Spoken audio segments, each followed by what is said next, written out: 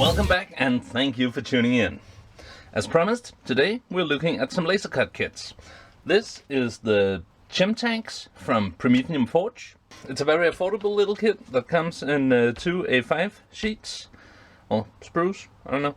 Anyway, and it requires 2 soda cans to build, which is quite funny. Anyhow, what we're gonna do is we're gonna put one aside for now, focus on this one, and then we'll do some assembling and talk a bit about that. And then when I paint them, I'll show you the whole process, but I'll speed it up. And if you want to see how the paint scheme is done in detail, you can just go back in this playlist and watch some of the other terrain videos, because this will be the weathered green color and the corroded metal colors that I've used so far. So first of all, let's came out easily. I love how tightly packed it is, and how he's been using all the space very well. And as with pretty much any other laser cut kit I've had my hands on, this doesn't come with a instruction manual, but it seems when looking at the picture on the web page that it is a pretty straightforward process. And as always, I'm curious to see if these nice little designs stay on through primer and paint. I hope they do.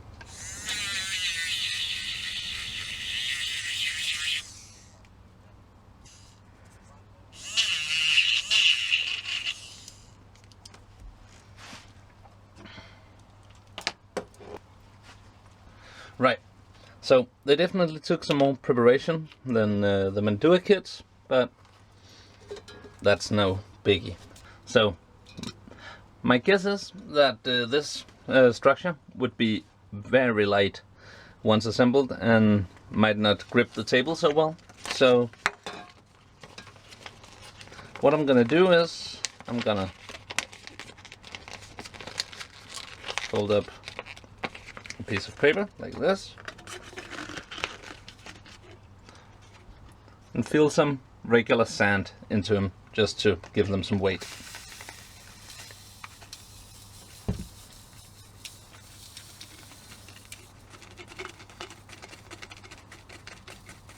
You don't have to fill them up all the way, obviously, just till you feel that the weight is fitting for a piece of scenery that size. So let's assemble the, what do we call it, the hatch, first of all.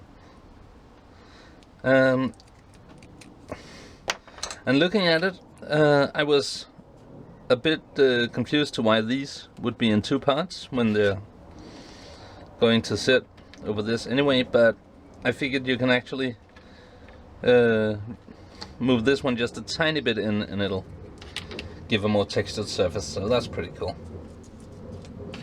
So starting with this one.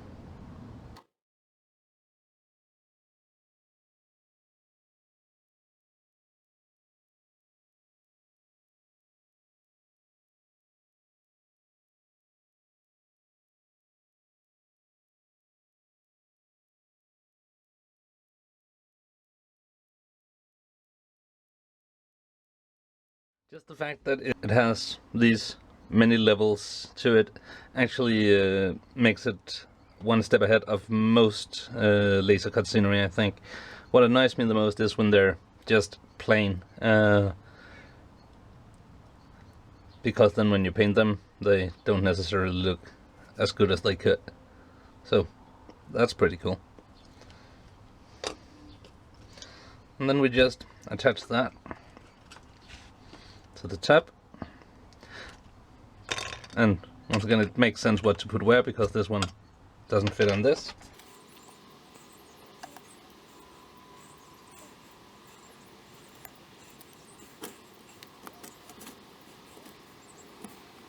Like that. And then I'll just give that a moment to settle. So while we do that, let's get started on the stairs. Again, these just make yeah, again, it just makes sense how you're supposed to put them. And there is a certain degree of freedom to the parts too, because they don't have this it only locks this way thing that many kits have. So you could just I don't know, combine several kits and make something else with the same parts, which might be kind of funny actually.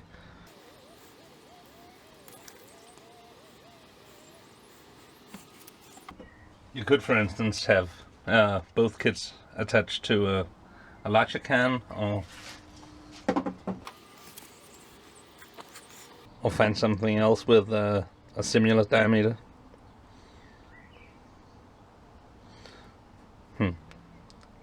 Now I want to order another kit and actually try that out, doing something different with them. Only downside for me is that they ship from USA and I'm in Denmark, so I can only order one kit at the time to stay under our stupid custom import tax charges. But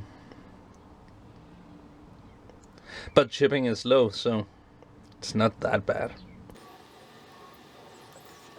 And it's definitely cheaper for me to buy them one kit at the time and then just pay the shipping, then risk getting caught in customs and get that giant extra bill. Because the kits themselves are really affordable. And also I should probably start attempt to slow down with my terrain expansion, because once I get everything I have now painted and I build all the scratch build stuff I have ideas for, I'll probably have plenty for the 2 tables I need, and I definitely don't need more than being able to fill 2 tables. So at least not yet. Once I get a proper studio, I'll also have shelf space for plenty of scenery, and then I can go crazy. As you might have noticed, I'm in a rather old shed with holes in the wall and no sound isolation whatsoever, so the plan is to build a proper studio at some point.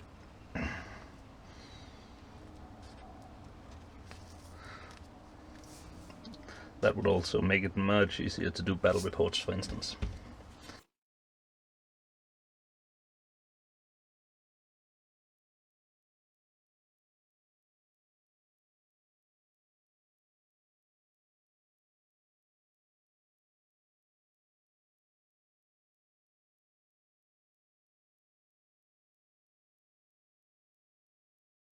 So, we should probably let the glue... yeah, I should probably let the glue settle before I go on, because even though I am really impatient, I am also too impatient to start over. So now we add these, and I'm not going to glue those, because there will be plenty of parts to lock them in place, and I want to be able to move them around a bit.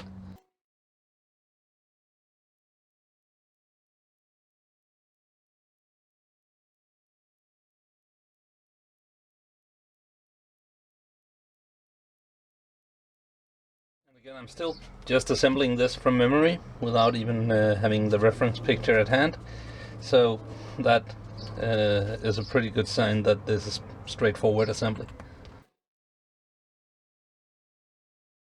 If I come in doubt at some point, I'll obviously go and get the picture from the website, but so far it seems that, well, it's pretty easy to figure out what goes where.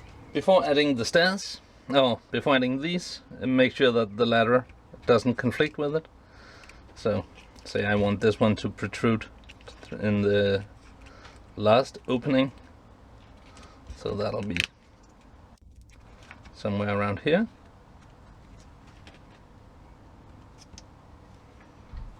And then move it to the middle, like there. Then I'll glue the one on the other side in that location and then measure from that when I remove the stair. You see, now I'm putting glue all the way over, so it'll also hold the can in place in the skeleton. And depending on the can you're using, the various design and barcodes and stuff like that can be pretty neat for measurement to make sure everything is in line. And some good tight grip on the different parts, except for the ladder. Actually, I know that doesn't grip very much, but that again leaves room for modification if you want to do something different with it. But yeah, I pretty much think that with the exception of the front hatch here and the ladder, you could assemble it without glue and just use the primer to hold it together, basically, which is pretty cool. Oh, and this one of course too needs to be glued on. But yeah, the main skeleton I think you could just push fit together and paint. But better safe than sorry. See?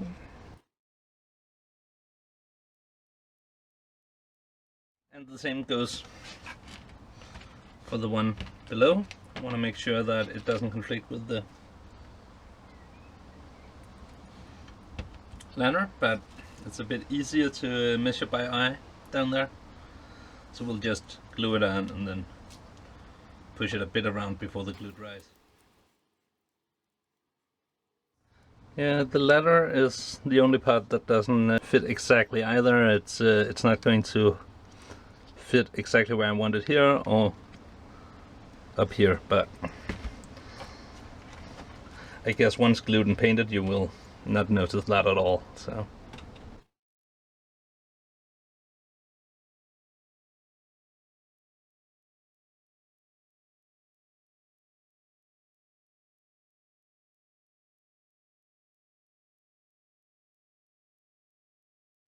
and then the last one just across from the bottom one.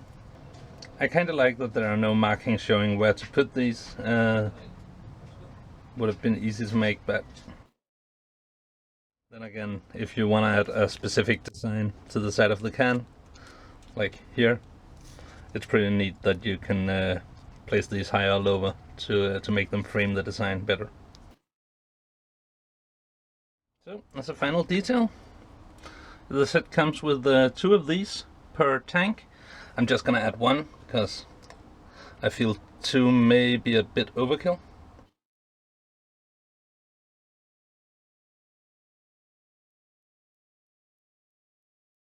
So I'll assemble the other one and give them plenty of time to dry, and then we'll get painting. So I finished assemble them, and as you can see I chose to put the ladders on either side because I think it would look wicked cool to connect them with a walkway. So I like having that option.